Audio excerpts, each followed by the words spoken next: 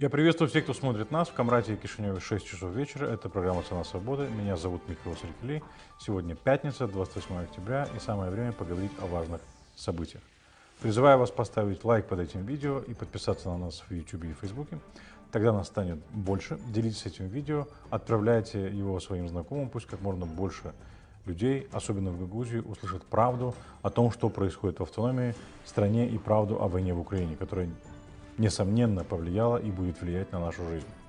Мы признательны вам за вашу поддержку. В описании вы найдете ссылку nokta.md/поддержать Nokta, по которой вы можете делать пожертвования нашему новостному порталу. Там описан способ того, как сделать разовое пожертвование. Если вы хотите стать нашими патронами, то в описании к этому видео вы также найдете ссылку на наш аккаунт в Patreon. Ну а мы переходим к темам сегодняшнего выпуска. Выборы Башкана всего через полгода, но мы не видим никакой избирательной активности в Гагаузии. О том, с чем это связано и что происходит в гагаузской политике сегодня, в первой части выпуска мы поговорим с экс-депутатом Народного собрания Сергеем Черневым. Цена природного газа на мировом рынке снизилась до $1000 за 1000 кубометров. Еще недавно в моменте она достигала $4000. Что происходит на международном рынке природного газа и чего ждать конечным потребителям в Молдове? Во второй части выпуска мы поговорим с экономистом и финансистом Владом Грати. В третьей части выпуска с политическим аналитиком Анатолом Царану мы поговорим о предложении президента Украины Владимира Зеленского создать подобие крымской платформы для деоккупации Приднестровья, Абхазии и Южной Осетии. Не переключайтесь, скоро вернемся. Друзья, у нас в студии экс-депутат Народного собрания Гагаузии Сергей Чернев. С ними предлагаю поговорить о политической ситуации в Гагаузии, которая сложилась сегодня. Сергей Афанасьевич, здравствуйте, рад вас видеть у нас в студии. Здравствуйте. Сергей Афанасьевич, с вами, если позволите, хотел бы поговорить о политической ситуации, которая сложилась в Гагаузии сейчас. Мы с вами уже обсуждали это несколько раз, но как-то ситуация, с моей точки зрения, не становится лучше. Скоро выборы. Выборы назначены на 30 числа, на 30 апреля. Пройдут они 30 апреля, не пройдут. Мы с вами, кстати, сейчас об этом поговорим, если у вас будет желание об этом поговорить. Но мы не видим никакой активности. Практически никто не заявляет о своих башканских амбициях. Хотя до выборов тут осталось буквально несколько месяцев. За всю политическую карьеру, которая у вас была, вы помните такую ситуацию, когда выборы уже объявлены, но никто не проявляет никакой политической активности? Это в первый раз я вижу такой ситуации. Я думаю, что выборы переназначат.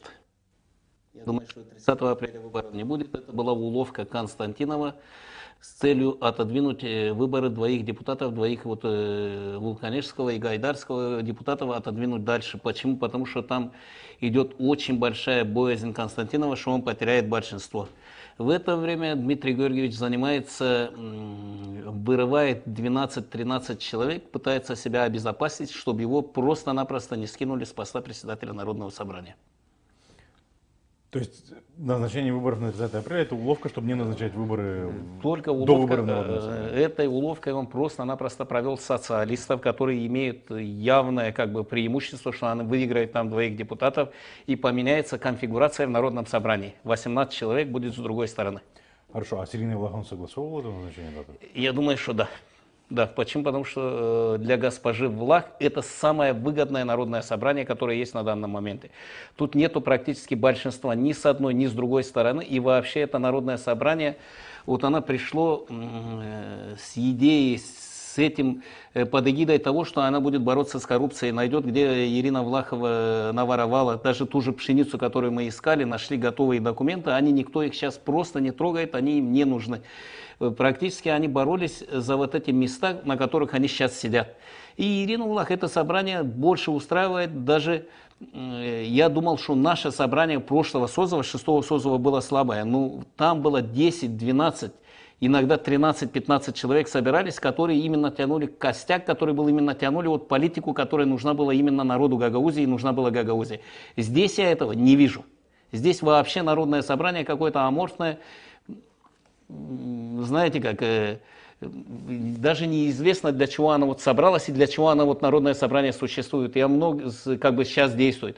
С многими людьми сейчас говорю в Гагаузии, которые говорят, что это Народное собрание просто-напросто надо распустить. Почему? Потому что оно недееспособное. Ну вот Башкан Гагаузии угрожает распуском Народного собрания. Как вы думаете, она пойдет на это?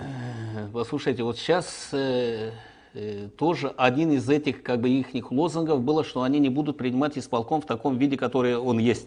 Почему? Потому что исполком должен был отчитаться, исполком не хочет отчитываться. Сейчас Ирина Влах просто их поставила перед фактом. И если они не примут, она их распустит. И ей этот распуск очень выгоден. Почему? Почему? Потому что, объясняю сейчас, пока будут судиться, пока туда-сюда, у нас мы перейдем за Новый год. Вот так, пока будут судиться. После Нового года, если она распустит, она их распустит по закону. Если они не приняли исполком, и это будет законно, суд примет ее сторону. Она постарается этот суд потянуть до, образно, февраля-март. После этого назначат новые выборы Народного собрания, которые будут где-то в мае-июнь. Мы уже имеем опыт, что выбирали председателя Народного собрания 3 месяца или 4, сколько у нас в прошлый раз вот мы выбирали. Пока они его выберут, Ирина Влах будет стоять тихонечко рулить Гагаузией и дальше. Почему? Потому что тут не будет бюджета на выборы, не будет принят бюджет на следующий год, и все будет по закону, все будет нормально. То есть это даст ей основание не проводить выборы? Да, ей даст на выборы нет денег, да? Да, на выборы нет денег. Вот и все. Оно будет как бы с законной стороны. По закону это будет правильно. Вот как бы вот она этим себя обезопасит. Тем более это Народное собрание показало, что сегодня, ну, оно ничего не стоит, если взять так по большому счету. Оно не умеет работать, и даже непонятно, для чего оно туда пришло. Просто получается какие-то выкрики, метания из стороны в сторону. Ну, конкретная работа Народного собрания, я этого созыва я еще не видел. Ну хорошо, вот это большинство, которое сформировалось вот во фракции Гагаузии, оно там были люди, которые в прошлом Народном собрании очень активно призывали к подотчетности исполкома, но они сейчас молчат. Почему? Ну, сейчас я объясняю вам, очень просто объясняю. Фракция Гагаузии, там единственный кто, Сергей Константинович Чимпаеш, который в прошлом созыве, который тянул вот это именно. Он, Александр Григорьевич Тарнавский, Михаил Николаевич Железок, остальные там в этой фракции, вот такие как, ну, возьмем Орманжи, Гайдаржи, Кадын, еще кто там у них? Вот так. Закария, по-моему, да? Да, Закария. Знаете, как большинство из них получали гранты, получали вот эти, они стояли под Ира, и сегодня пошли в эту фракцию, они зашли только из-за того, чтобы иметь определенную какую-то должность. Больше там никакой там идеи не было, там просто зацепились за кресло, за хорошие места, зарплата есть, машина под задницей, вот и все. Вот чего они добивались. То есть вы хотите сказать, что они не будут добиваться подотчетности и так далее? Единственное, там, кто будет подотчетности добиваться, Сергей Константинович Чимпаеш, но он остался один. И тут Константинов очень грамотно регулирует, даже и социалистов, и этих, которые на него просто нападают, не дают ему даже и слова сказать по большому счету. Это все организовано Константиновым? Это все организовано Константиновым. И самая большая проблема в Народном собрании – это Дмитрий Георгиевич Константинов. Самая большая проблема, который уже, я им тогда изначально говорил, не выбирайте его председателем. Почему? Потому что этот человек, ну, он председательство не тянет, это во-первых. Во-вторых, он сразу заранее уже вас продаст. Он заранее как бы он уже вас предаст. И вот так и получилось. Хорошо, а исполком они утверждают? Потому что они, помните... И исполком они утвердят, вот я говорю, Михаил... Без изменения структуры? Без изменения структуры они утвердят его завтра со свистом. Если они его не утвердят, Ирина Федоровна их просто-напросто разгонит. Без тени смущения? Без тени смущения. Без тени смущения. Хотя около нее бегают социалисты, все там требуют себе сейчас хотя бы исполком, чтобы дали какую-то должность, дали какое-то там управление. То же самое пытается сделать и Константинов. Ну, пока Ирина стоит на своем, никому и ничего. И если не утверждать исполком так, как ей нужно, она может их распустить? Она их распустит. При любом раскладе? При любом раскладе. Хорошо, возвращаясь к выборам Башкана. Есть какие-то, ну, я не знаю, явные, ну, помимо, понятно, я так понимаю, Чимпаеш собирается баллотироваться, Сергей Константинович. Другие претенденты есть? Вот вы видите на политическом ландшафте? Ну, на политическом ландшафте, я уже говорил вам не раз, социалисты уже в открытую заявляют, что будут ставить на Григория Узуна. Вот так. А Петров что? Петров крутится вокруг Шора. Шору, как я понимаю, сегодня дает российский флаг. Возможно. Отбирают его у социалистов? Да. Да, социалисты уже себя изжили. Социалисты как партия, они уже как бы очень слабенькая, как слабенькая, она уже никакая по стране. Ну, в Гагаузии она еще имеет какие-то свои, как бы свой электорат, который у нас, пророссийский электорат, который еще не верят в социализм, но верят как бы пророссийский вектор, как бы социалистов, вот так. И Григорий Узун надеется под этим флагом пророссийским, почему у нас каждый башкан, вот посмотрите, если он сфотографировался образно с кем-то из членов правительства или этого со стороны России, все, он автоматически становится башканом. У нас люди голосуют не за этого претендента, а голосуют именно за Россию. Вот так. Петров, я думаю, как бы, возможно, пойдет от Шора, но там надо знать нашего Михаила Макаровича Формузала, который тоже питает как бы амбиции башканские еще раз. Он тоже крутится около этой партии. Шора вы имеете в виду? Да, около Шора, пытается выйти на его руководство. Ну, я думаю, может у него получится вот так, но у того задача не столько стать башканом, сколько заработать опять на этой башканской компании. У него вот так. Еще один из кандидатов, которых будут поддерживать, я так уже вижу, и Ирина Влах, и господин Константинов, которые они согласовали уже вместе этого кандидата, это кандидат будет Кройтер. Посол Республики Да, Молдова. посол Республики Молдова. Почему? Потому что Константинов уже бегает, обивает кишиневские круги, что он даст проевропейского башкана. А Ирина Влах, он выгоден чем? Почему? Потому что она тоже торгуется, чтобы ее, если Кройтер пройдет башкана, то освободится место посла в Турции, и Ирина Влах попытается убежать в Турцию послом. Ну хорошо, вот если говорить о башканских выборах, продолжать, да, эту тему, вы обозначили основных претендентов, которые могли бы участвовать в этой избирательной гонке. Эти будут участвовать. Эти будут участвовать. Да. В случае, если, как вы говорите, выборы башкана могут быть отменены, они будут перенесены куда-то туда подальше. И исходя из вашей логики, я понимаю, что Ирине Влах, чем дольше не будут выборы проходить, тем лучше. Я правильно понимаю? Да. В этом случае, когда они могут пройти? Самый крайний срок, с вашей Ну, в точки этом зрения? случае...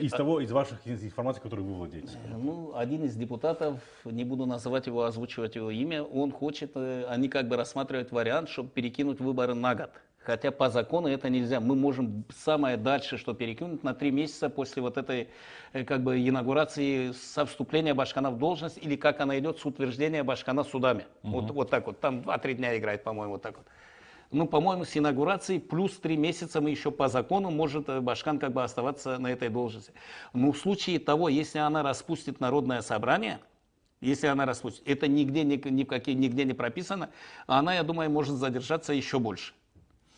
Хорошо, а если говорить о ту деятельность, которую она сейчас разворачивает, очевидно, что она занялась своей избирательной кампанией на национальных выборах, которые, не знаю, когда будут, мы не знаем, в парламент, но вот эти все ее поездки, даже посты в Фейсбуке, на румынском языке, на русском языке, встречается с преподавателями там, встречается с преподавателями здесь, очевидно, что она готовится не к тому, чтобы занять должность посла.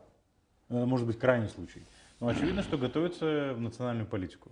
Вот вы не видите вот в этом направлении? И какая информация у вас есть? Михаил, вот посмотрите сюда. Ирина Влах прошла во второй раз, стала башканом незаконно. Они сфальсифицировали выборы. На Кишиневской арене она никто, она это прекрасно понимает. Она отводит сейчас внимание вот с послами, с вот этим, она то, что встречается, она встречается только по той причине, почему, я так предполагаю. У них брат кинул на 3 или на 4 миллиона кинул банк. Там уголовное дело пытается возбудить, она всеми правдами и неправдами пытается это перевести в политику. Здесь в Гагаузии, если порыться, я говорю, в Гагаузии очень много, если проверят исполком, очень выйдет много незаконной деятельности, где они делали, просто воровали бюджетные средства. Просто пока исполком не проверили. Ей надо сейчас сохранить вот это то, что она сумела сделать, накапать, надо сохранить и красиво отсюда уйти. Национальная политика, кто ее знает в Кишиневе, кто она такая? Ее здесь толком на своей улице не знают. Но, может, она не может отказаться? Может, ну, послушайте. Гагаузларда var bir laf, какой епси истердину енişteye yaradı.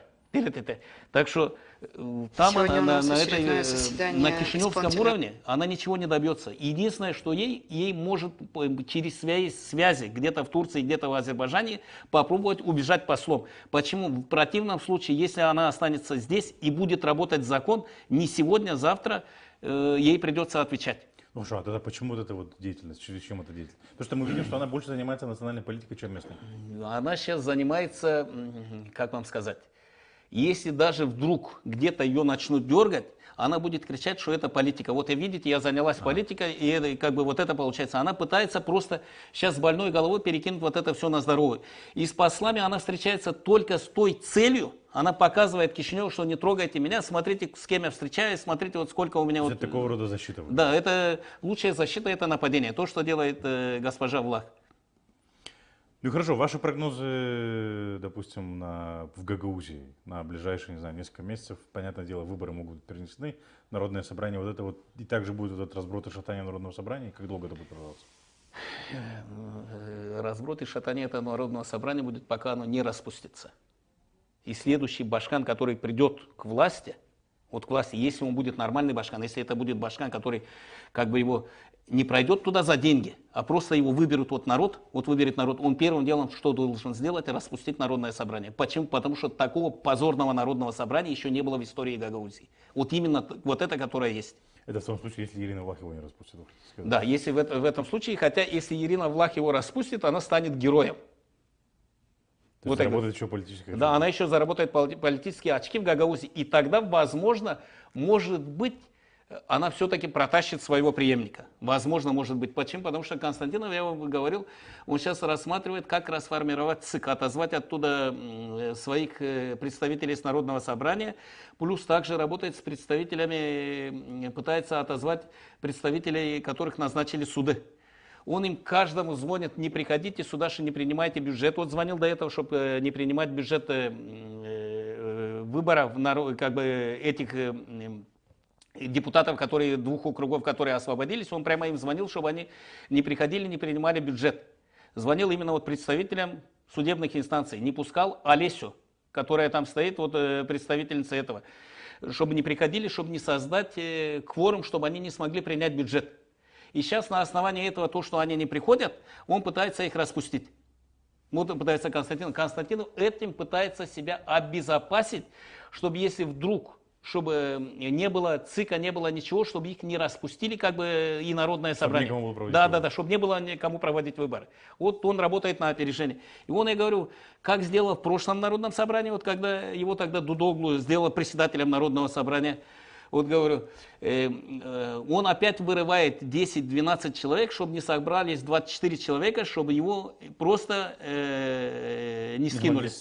Да, чтобы его не скинули. Почему? Потому что выбрать его надо 18, а скидывать надо 24. Ну тогда, если, получается, распустят сейчас, то нет шансов, что эти же люди будут переизбраны в Народное собрание. Послушайте, и сформируется то же самое большинство, которое сейчас есть. Нет, я вам сейчас говорю, если сейчас их распустят, эти уже больше никогда в Народное собрание не пройдут. Ни один. Ни один. И, возможно, там пройдет. Орман же покупает, где вот эти села. Возможно, пройдет. У нас Карбалия, возможно, пройдет.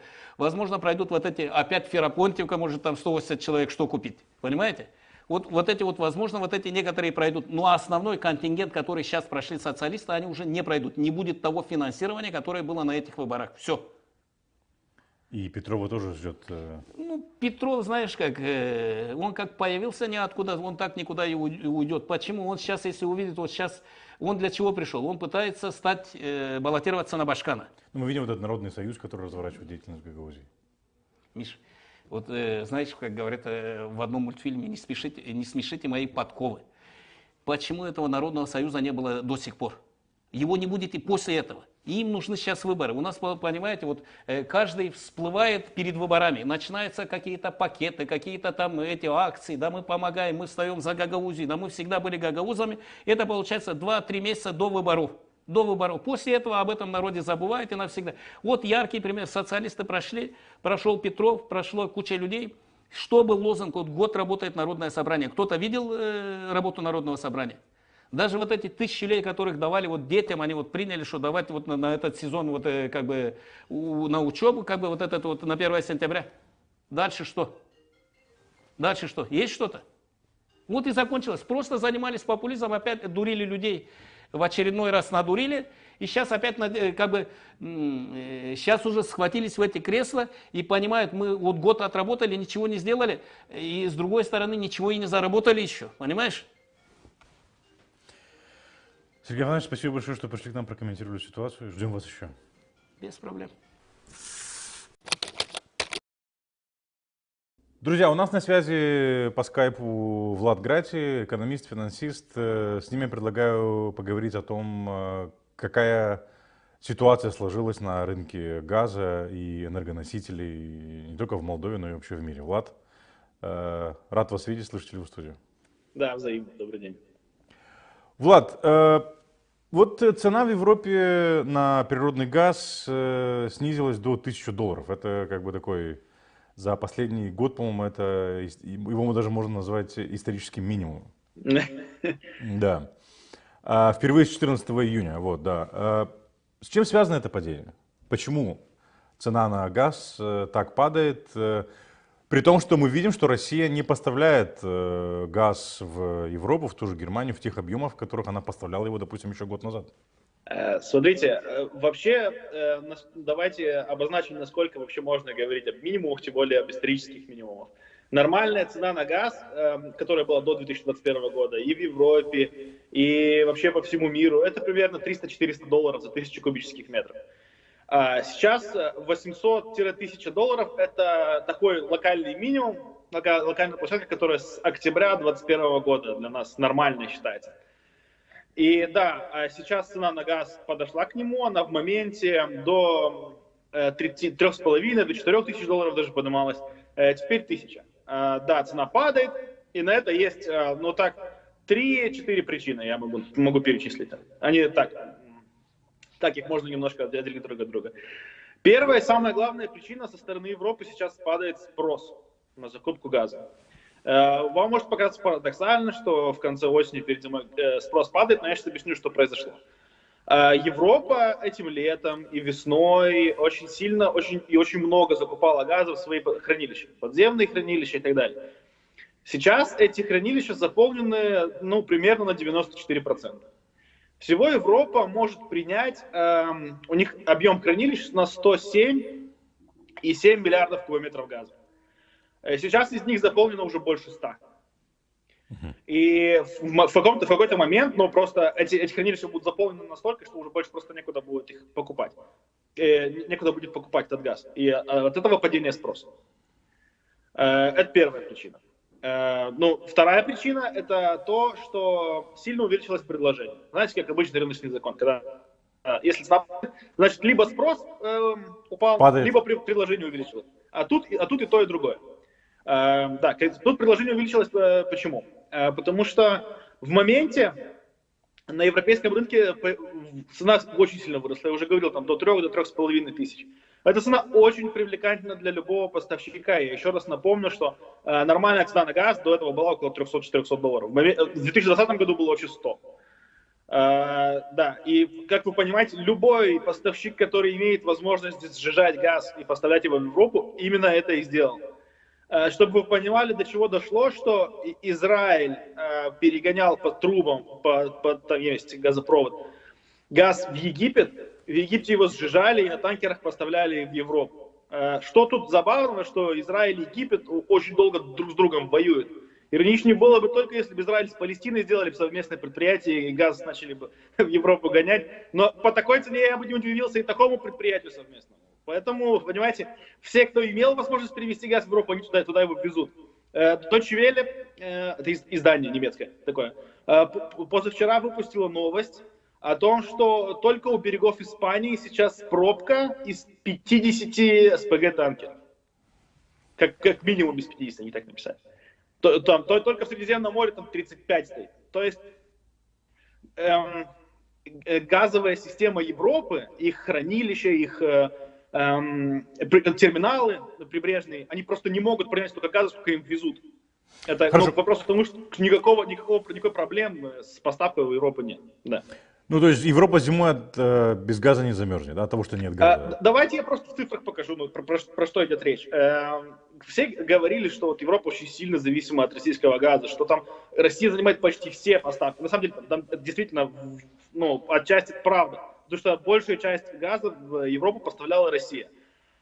В среднем, в предыдущие годы, когда не было никаких ограничений, Газпром начал сокращать в 2021 году поставки. А вот если взять совсем до этого, в год Россия поставляла Европе примерно 140-150 кубометров газа. Это миллиардов. в год. Миллиардов. Миллиардов, конечно, миллиардов. Да, 140-150 миллиардов кубометров в год. Сейчас у них только в хранилищах 100. Понимаете? То есть их реально потребность 140-150 на год, а у них сейчас на зиму 100. То есть даже если я очень много разных мнений слышал, сейчас на самом деле, от того, насколько эксперт в какую сторону склоняется, очень сильно эти мнения разнятся. Но по разным оценкам Западная Европа сейчас достаточно газа на 3-4,5 месяца нормальной зимы. И не какой-то с какими-то температурами. Только хранили. И даже если вообще не покупать газ у России, вообще ни в каком виде. Хорошо, вот эта вот ситуация с предложением, да. Высоким предложением. С одной стороны есть спрос, с другой стороны вы говорите есть предложение, и предложение, очевидно, недостатка предложений нету. Тот же израильский газ, из Алжира газ. Эта ситуация как долго может продолжаться? Или, в принципе, Европа уже нашла способ обойтись без российского газа на много-много лет вперед? Она будет продолжаться до того времени, пока в Европе цены на газ выше, чем в других местах. Так работает рыночная экономика. Продавец всегда будет вести газ туда, где цена выше. В Европе она сейчас 1000, это сильно больше, чем во всех других местах мира, поэтому продавцы туда будут вести газ. Как только рынок выровняется, тогда поставки газа примерно распределятся по другим местам. Но просто рыночная экономика, она сама себя балансирует. Она в любом случае в каком-то месте сбалансируется. И если в Европе возник большой дефицит, и там готовы по очень высоким ценам покупать газ, именно тогда газ будет ехать. Не будет такого, что вдруг вот в один момент поставщики скажут: все, мы привезли, больше не привозим, все, достаточно. Уезжаем обратно. Да нет, те, кому будет выгодно везить, там и останутся в этом европейском. Хорошо, а вот какова разница между ценами на европейском рынке и в других местах? То есть те же азиатские рынки, допустим, да, тоже Китай покупает газ. Смотрите, меня почему-то иногда всегда с Китаем просто сравнивают. Китай вообще другой рынок абсолютно. В Китае такая конкуренция между поставщиками, в Китае очень дешевый газ, на самом деле. Я, честно говоря, даже не знаю, какие сейчас там котировки в хабах, но в Китае поставляет газ Туркменистан, Казахстан, Россия, Мьянма, сжиженный газ из Австралии, идет из США. Там 8 или 9 поставщиков, которые везут в Китай. Это не так, как было в Европе, что там большинство от Газпрома зависит. И в целом, вообще, я больше не знаю такого же рынка, который настолько сильно зависим от какой-то конкретной страны. Везде рынок газа достаточно хорошо диверсифицирован. Просто то есть получается, что в этом вопросе Европа совершила ошибку, понадеявшись на «Газпром», да? Они же сами это признают, они даже с этим не спорят. Но очевидно, что да, что даже очень многие шутили, что вот сейчас они хотят, что они были очень сильно зависимы от России, а сейчас хотят поменять, сделать поставщиком Азербайджан или Турцию. Ну, то есть от одного автократа на какого-то другого, на Алию или на Эрдогана. Но это, конечно, когда экономика, какая-то экономическая отрасль очень сильно влияет политически, то не нужно на нее полагаться полностью. Да. Хорошо, то есть если, предположим, Европа останется при этой модели, да, то есть покупать газ на международном рынке, чтобы не зависеть от какого-то из автократов, вот как вы сейчас сказали, не зависит от Азербайджана, не зависит от России, не зависит от Турции, а вот просто покупать газ, сжиженный газ от любых поставщиков со всех точек мира. Вот при этой схеме до какого уровня может снизиться цена на газ в Европе? Ну, есть какие-то прогнозы или выкладки? Этого никто не знает. Но сложно предсказывать. Не могу сказать. Ну, смотрите, точно дороже, чем раньше. Потому что сам газ по себе, он очень дешевый. Вот, например, тот газ, который поставляет Россия, он практически никакой себестоимости не имеет. То есть там почти все это прибыль, то, что получит «Газпром». Вот все то, что он с него продает, это все практически все прибыль, потому что сам газ почти ничего не стоит, его добыча. Доставить газ по трубам сильно дешевле, чем его сжижить и доставить танкером. То есть, ну вот, за счет, как минимум, за счет этой логистики будет дороже, очевидно. Но я не думаю, что 800 тысяч это предел, я думаю, что можно и ниже, 500-600, я думаю. Где-то так вот. Ну хорошо, 700. вы говорите, что в Китае очень дешевая цена на газ. Какая Да. сейчас средняя? Я честно, я не могу сказать. Я не буду говорить, чтобы сейчас не ввести в заблуждение никого. Ну, Не понятно, но знаю. она дешевле, чем в Европе сейчас, получается, да, или нет? Конечно, везде дешевле, чем в Европе газ сейчас. В США он в 4 раза дешевле, условно, в 3-4 раза дешевле. Ну, понятно. Ну хорошо, а вот с Республикой Молдова что? Потому что мы до сих пор остаемся, ну практически, ну окей, есть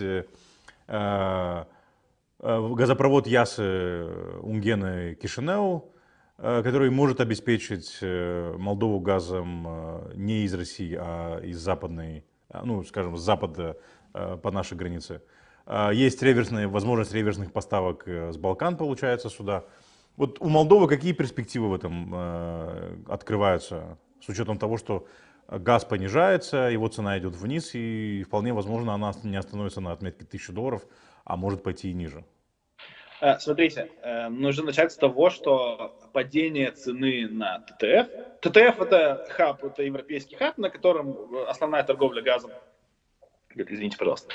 На котором основная торговля газом идет. И вот эта цена на хабе ТТФ, она в том числе включена в цену поставки между Молдовагазом и Газпромом.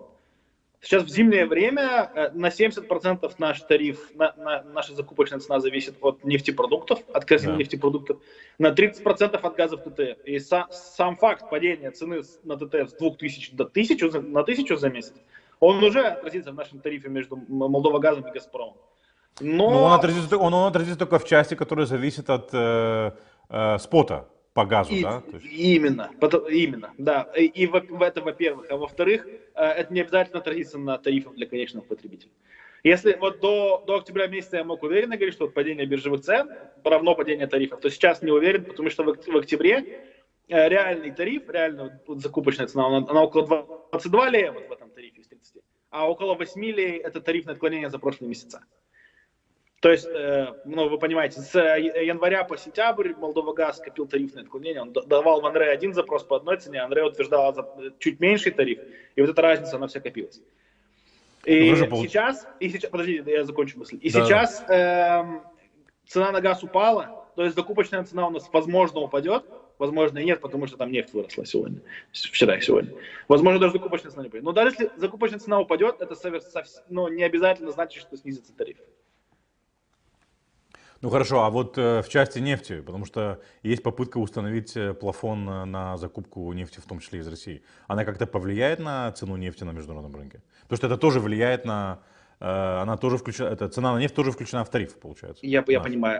Попытка установить потолок, она, во-первых, не имеет прецедентов. Я не могу вспомнить ничего подобного, чтобы сказать, как это сработает. Вообще, мое мнение, что попытаться регулировать рыночную экономику не надо. Это плохая идея, в целом, это всегда плохая идея. Но как все смеялись с Лукашенко, который запретил ценам расти, но Евросоюз по факту сделал то же самое. Не, ну тут аргумент в том, что вообще как бы рынок нефти, он монополизирован. Там фактически картельный сговор, можно сказать. Да, но это да, в рыночную экономику лучше не лезть, но нефтяной рынок, он не рыночный, там цена не рыночная, потому что там есть конкретная монополия, которая устанавливает цены. Да, какая-то логика в этом есть, если поставщики нефти согласятся эти условия соблюдать. Если не согласятся, то, возможно, даже хуже будет. Сложно сказать, как это сработает. Сложно сказать, как это сработает, честно говоря. Ну, сейчас... на самом деле, очень многие эксперты до сих пор сходятся в мысли, что нормальная цена на баррель Brent это около 80-85%. Такие примерно прогнозы стоят на четвертый квартал почти у всех экспертов. И я не знаю, почему я бы с этим спорил. Ну хорошо, то есть если говорить о цене на газ для конечных потребителей, ну и цене на бензин, да, или дистопливо, которое очень многие тоже пользуются, да, этим видом источника энергии. То есть из того, что вы говорите, не стоит ждать в ближайшее время понижения тарифа на газ для конечных потребителей, потому что там есть хвосты, которые тянутся еще там с середины этого года или даже прошлого года в тарифе. Да, потом, вот если только вот привести пример, чтобы было понятно, что вот это все значит, даже если нефть упадет в 2 раза, а газ упадет до $500, и закупочная цена у нас будет 15 лей, допустим, даже, или 14 лей по контракту с «Газпромом», я совсем не уверен, что тариф в итоге не будет 30. Я это не могу гарантировать. Я не знаю, по какому принципу Молдова Газ включает свои тарифные отклонения в новый тариф. Останутся ли они на таком же уровне, сократятся, повысятся. Если раньше я мог предсказывать, примерно сколько будет тариф, основываясь на биржевой котировке, то сейчас я не могу это сделать, потому что сейчас тариф — это не просто тариф, а тариф плюс тарифное отклонение. А что с топливом? Ну, в смысле, дизельное топливо и бензин, он примерно на таком же уровне или опять же? Бензин стоит на месте практически. Ну, он стоит там по $900 за тонну. И он как стоял, так и стоит. Например, в пересчете на наши деньги примерно 25 лей на заправке. По той формуле. Ну, он сейчас 25 лей стоит. С дизелем ситуация немножко другая. Когда месяц назад ОПЕК+, если вы слышали, договорился сократить квоту на 2 миллиона баррелей в сутки, рынок нефти отреагировал совсем чуть-чуть, он чуть-чуть вырос и потом скорректировался практически обратно на $90, а дизель отреагировал очень сильно. Дизель отреагировал с $900 на 1200 сразу, на 1250, и вот сейчас падает, корректируется обратно к 1100. Но, да, если вы заметили, дизель в моменте был 26, потом вырос на 3 лея, до 29 почти. Сейчас падает. Ну, то есть мы должны привыкать к тому, что цены будут скакать, и они будут реагировать на международный рынок, и дешевых цен на энергоносители ждать не приходится. Если на топливо вполне могут быть и дешевые цены. Это зависит от того, как дальше будет торговаться. С топливом, да, с топливом тут прямая зависимость. Упадут биржевые цены, упадут и цены на заправках. С газом не обязательно такая зависимость. Влад, спасибо большое, что пришли к нам в студию и прокомментировали. Надеюсь, для тех, кто нас смотрит, эти вещи стали немного яснее, или вещи прояснились, да, особенно в том, что касается того, как формируются цены на энергоносители в Республике Молдова. Спасибо большое. Сегодня.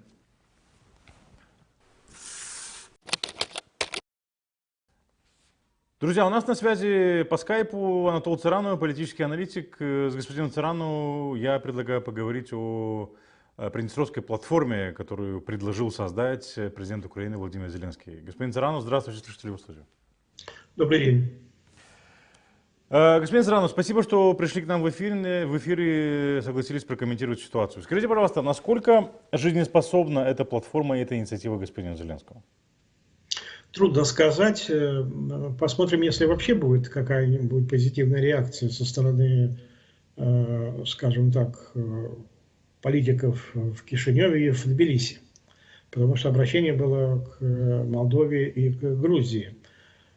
Создать нечто подобное крымской платформе для того, чтобы использовать этот международный механизм в части решения приднестровской и абхазской проблем, то есть тех сепаратистских конфликтов, которые существуют на территории этих двух стран.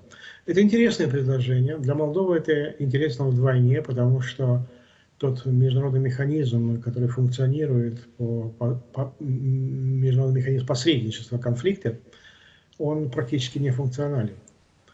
И ему нужно найти замену. То, что предлагает президент Украины Владимир Зеленский, могло бы стать такой заменой. Хорошо, вот такой вопрос. У меня, во всяком случае, он возник. Это попытка Украины играть какую-то более существенную роль на постсоветском пространстве, или это все-таки такое, знаете, завуалировать что-то более меньшее в нечто более большое, как бы создать некую диалоговую площадку для решения именно приднестровской проблемы, потому что приднестровская проблема напрямую касается Украины, а как бы предложение по Южной Осетии и Абхазии это больше такой антураж. Как вы это видите? Ну, тут надо бы спросить господина Зеленского, каковы были его интересы тогда, когда он сформулировал эту инициативу. Я так понимаю, что у вас могут быть проблемы в этом смысле, и поэтому я попробую предположить.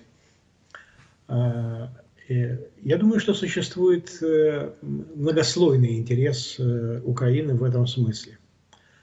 Ну, во-первых, создание еще одной платформы типа крымской означает углубление международной изоляции России. Это совершенно очевидно, и это не может не импонировать Киеву. Это первое. Второе. Действительно, Приднестровский конфликт непосредственно касается Украины.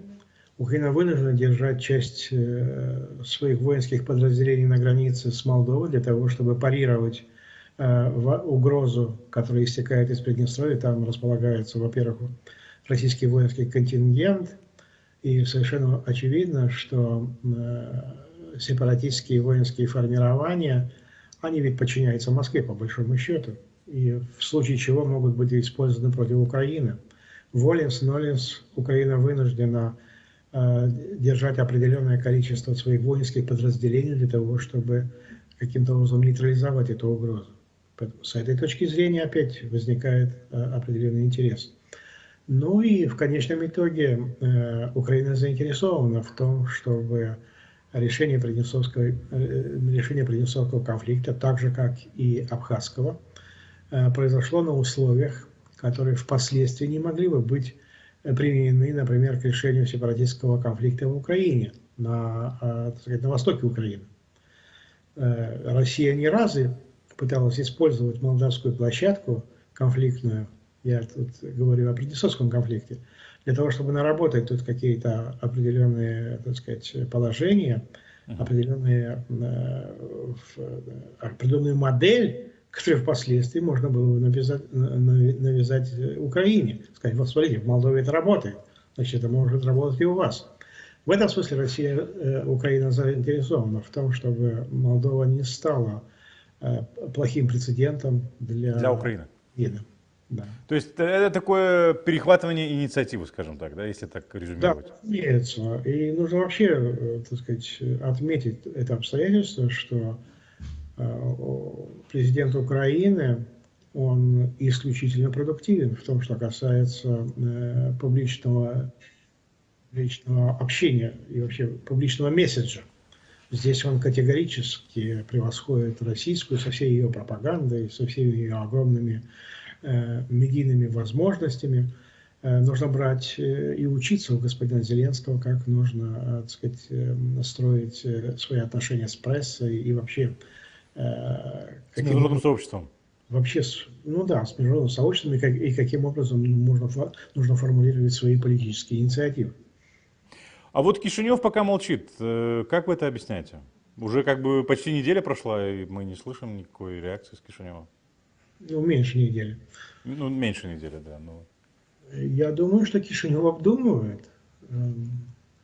Для Кишинева выступить с такой инициативой сейчас, создание нечто типа Крымской платформы в части приднестровского урегулирования, это значит идти напролом против Москвы.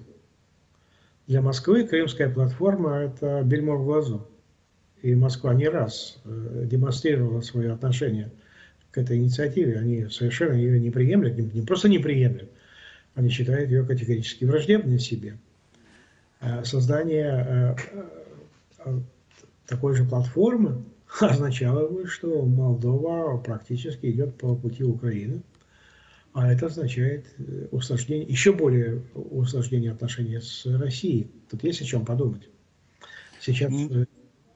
Ну, так Молдова и так идет по пути Украины, но в той лишь разнице, что мы с Россией не воюем, но мы также идем в Европейский Союз. И, ну, окей, мы не подали заявку в НАТО, да, но в этом плане да, есть. Да. Нас роднит с Украиной лишь только наша европейская ориентация. Во всем остальном мы отличаемся от Украины. И тут нужно все-таки отметить, что вот эта вот маленькая разница, что там война, а здесь нет войны, она настолько существенна, что перевешивает все остальное. Поэтому любой политик в Молдове, а тем более политик, который находится у власти, будет взвешивать много раз, прежде чем принимать определенные решения. Тем более, что сейчас у нас крайне сложные отношения с Россией из-за газового кризиса. И сейчас еще больше усложнять отношения с Москвой, ну, скажем так, себе в нагрузку. Поэтому я думаю, что Кишинев будет очень осторожно подходить к формулированию ответа на инициативу господина Зеленского. А Кишинев в конечном итоге сформулирует ответ или он просто отмолчится, как вы это видите? Ну, вариант отмолчаться тоже вариант. Ну, не обидит ли это в этом случае Зеленского и Украину? В какой-то мере, да. Но это не очень опасно для Кишинева сейчас. Отмолчаться перед Украиной, вы это имеете в виду, да? Ну да, я думаю, что Украина тоже прекрасно понимает, в каком сложном положении находится Молдова. Тем более, что это предложение было сформулировано в два адреса. В адрес Кишинева и в адрес Тбилиси. Поэтому Кишинев как бы может подождать, например, как отреагирует Тбилиси. А вообще в целом нужно понимать, что вся так сказать, многолетняя практика отношения Кишинева к Приднестровской проблеме и к Приднестровскому регулированию, это отношение было таким ретроактивным. Кишинев постоянно плелся в хвосте событий, в хвосте тех инициатив, которые чаще всего приходили от Тирасполя или, там, сказать, от Москвы и прочее, прочее. То есть у нас не было, скажем так, инициативной позиции в Приднестровском регулировании. Это плохая новость для Кишинева, если ее можно назвать новостью, которая уже существует 30 лет. Изменение этой ситуации, несомненно, сопряжено не только с интеллектуальными усилиями. Это сопряжено с изменением политического восприятия и политического реагирования. А мы уже каким-то образом приучили Москву, что мы не активны в Приднестровском регулировании, что мы не проявляем здесь очень много инициатив. Любая активизация Кишинева в этом смысле будет вызывать раздражение Москвы. А все, что делает молдавское, так сказать, руководство в последнее время, это стремление быть как можно более осторожным и не раздражать Москву для того, чтобы не вызывать лишних осложнений. Ну, а при каких условиях вот эта вот реактивная позиция по отношению к приднестровской проблематике сменится на проактивную? Как вы это видите? Ну, для этого нужна смена вех в восприятии приднестровского урегулирования. В Кишиневе вы имеете в виду, да? Конечно, конечно. Здесь нужна новая концепция. Может быть, даже нужны новые, скажем так, ответственные за приднестровскую проблему, которые могут взять на себя риск таких инициатив. Но в первую очередь нужна концепция. Потому что концепция – это план, по которому ты идешь и работаешь. Хуже всего, когда ты, так сказать, твои действия не имеют какой-то, скажем, логической основы, и ты хаотично реагируешь. Это плохо. Это сопряжено с огромным количеством ошибок.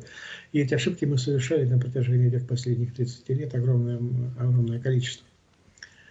Пока в Кишиневе не наблюдается такого стремления. Ну хорошо, вы представляете себе момент, когда, скажем, Россия или Москва больше перестанет быть фактором в регулировании приднестровской проблематики? Ну, если вы хотите спросить меня, в чем состоит пересмотр позиции и активизация позиции Кишинева в приднестровском регулировании, так это в минимизации роли Москвы. До тех пор, пока Москва оказывает решающее влияние на приднестровское регулирование, у нас нет никаких шансов. По крайней мере, у нас есть 30-летний опыт в этом отношении, когда Москва давлела в процессе приднестровского регулирования. А следовательно, элементарный вывод, который следует из этой ситуации, нужно изменить отношение Москвы. А фактически до тех пор, пока в Москве существует тот режим, который существовал на протяжении последних 30 лет, а этот режим был режим реставрационный в основном, до тех пор нельзя ожидать, что отношение Москвы к Приднестровскому регулированию не изменится. Если это так, и если эта ситуация сохраняется, тогда просто нужно идти по пути уменьшения, минимизации роли Москвы в регулировании. Нужно, чтобы возросла роль других факторов международных, которые влияют на процесс приднестровского регулирования. Ну, в этом случае получается, что инициатива Зеленского – это подходящий момент, нет? Да, инициатива Зеленского практически толкает ситуацию именно в этом направлении. Другое дело, если Кишинев готов к такой смене вех. Ну, ждем реакции Кишинева, посмотрим, насколько Кишинев готов к смене вех. И надеюсь, что рано или поздно Кишинев отреагирует на эту инициативу. Господин Царанов, спасибо большое, что пришли к нам в эфир и прокомментировали ситуацию. Да, до свидания. Благодарю вас. До свидания. Друзья, таким был сегодняшний выпуск «Цены свободы». Не забывайте делиться этим видео, подписываться на нас в YouTube и Facebook, ставить лайки, чтобы это видео увидело как можно большее количество людей. Увидимся в следующем выпуске «Цены свободы» во вторник на следующей неделе. До свидания.